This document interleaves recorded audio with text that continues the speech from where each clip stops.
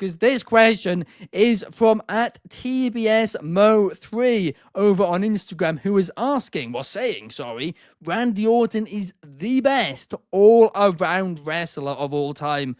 Keywords all around. And actually, when you talk about all around, somebody who's safe in the ring, puts on good matches, tells fantastic storylines, gets moves over, is a great promo, sells tons of merch, is a draw, I actually think you can make that argument. In fact, I think it's hard to argue that you can't make that argument. Randy Orton has to be in the conversation. For me personally, I'm going to be honest, I think it's Shawn Michaels, Bret Hart. Those are probably the two names that I would give. A bit of a wild card shout. Actually, maybe if you ignore the last couple of years, think you can maybe throw Chris Jericho in that argument too. But nowadays, saying that's like awful. You can't say that anymore. But he does draw. He has reinvented himself. So I'm going to hand this one to you first. Who do you think is the best all-around wrestler of all time? Is it Mr. RKO? Okay, so here's the problem with this kind of question, right? The best of anything is always subjective. You could make the most definitive argument for the best of anything, but there will always be holes in that argument. I believe, in my personal opinion, no argument is ironclad. There will always be pokes and holes within an argument. To say Randy Orton is the best all-arounder is a bit of an issue because you're just like, I feel like somebody who asked this is clearly a big Randy Orton fan. If Randy Orton is your favorite wrestler of all time, that's amazing. That's good for you. But I feel like with that, you're just focusing on the WWE pinpoint, because when you expand your knowledge to Mexico, to the UK, to Japan, there are so many more impressive and amazing stars that it dwarfs the sense of the American scene. To say who the best all-arounder, in my opinion, is, again, it's subjective, but it's tough to say. I could say somebody like a star like El Santo from the old days of Mexico Lucha Libre, or even Mystico with his amazing style and popularity in Mexico. To Japan, I could say Ricky Dozan, Giant Baba, Antonio Inoki, Mitsuharu Misawa, Jun Akiyama, or Kenta Kobashi. Like, those kind of names within Japan, no joke, dwarf anything that people have done in WWE, up to the likes of Hogan in the 80s with what those guys did in Japan.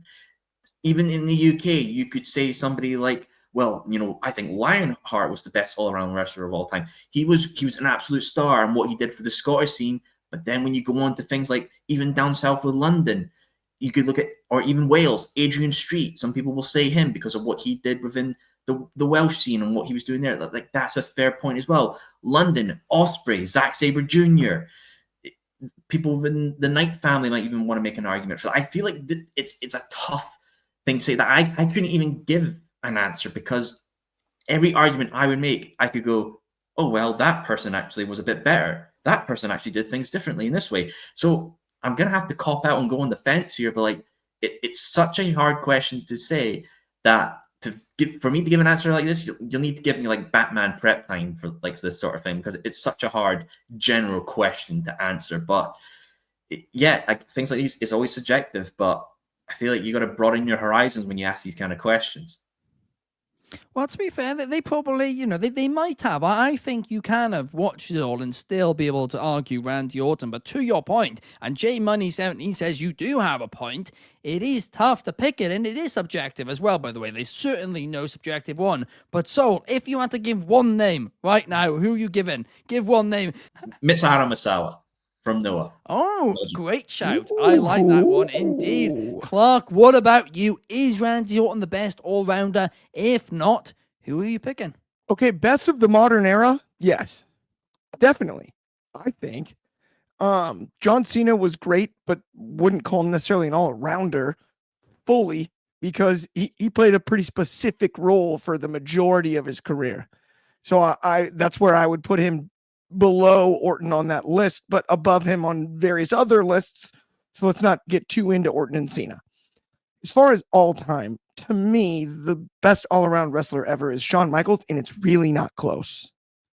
Like, in any way, it's not close. He's that good on the mic. He's that good at being a babyface. He's that good at being a heel. He's that good at selling, and he's that good at wrestling. And So nobody really touches him. He's the Michael Jordan of this game, right?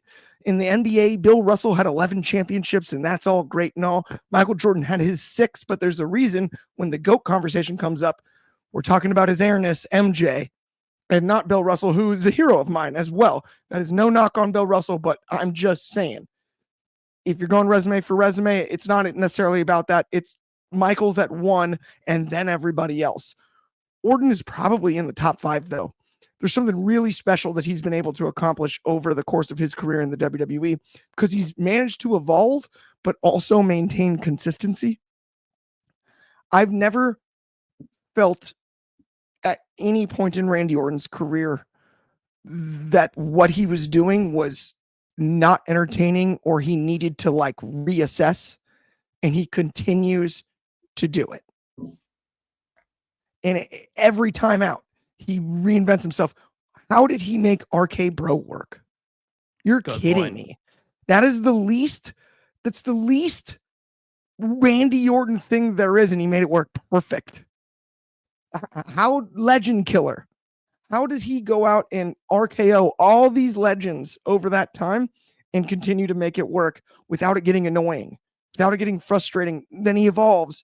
The Viper, every little movement matters. His mic work is off the charts. He's definitely up there, but not quite Shawn Michaels. Fair enough. J Money 17 says CM Punk and Shawn Michaels. CM Punk, another one who I think you can argue in that argument. Obviously took a lot of years away, just like Shawn did actually. But yeah, I mean, I do think you could make an argument there for CM Punk. I Make Beat says, I don't think there is a way to decide the best ever. It's too subjective, and the top 5 are all in there for different reasons. Oh, it is. It's completely a personal choice, too. Like, there'll always be I even biases think about involved. like Kurt Angle, names like that. Like, I named a lot of international talent, but like all-rounders, right? Like, Bret Hart, we haven't even brought up. And like I did. You brought him up, but I mean, we haven't even like vetted that one. And it's just, there's so many names when it comes to this list that it's like Bruiser Brody, for that matter. Like Bruiser Brody was over everywhere he went, period. That's true. I'll say you could literally make a top 10 list of like late 80s, early 90s, all Japan roster. Cause like those guys over there during that time period were no doubt. Oh, it's insane. One thing we haven't mentioned, which I do think, despite, our thoughts of him now, whatever, but somebody who has to be in that conversation is Ric Flair. Oh, I can't believe we haven't said Ric Flair. Yeah, of course. Because he was an all-rounder. 60 minutes every freaking night. And sold so much merch. He was one of the best promos in the business. Dusty, too. You could make an argument for Dusty. It's crazy. It is actually crazy how deep the list. Sting isn't like, I mean, I would rank Steamboat above Sting in my personal opinion. Yeah, Steamboat's another fantastic show. Steamboat, man. Steamboat has to be top 5. Eddie Guerrero, obviously career cut short, but Eddie Guerrero, man,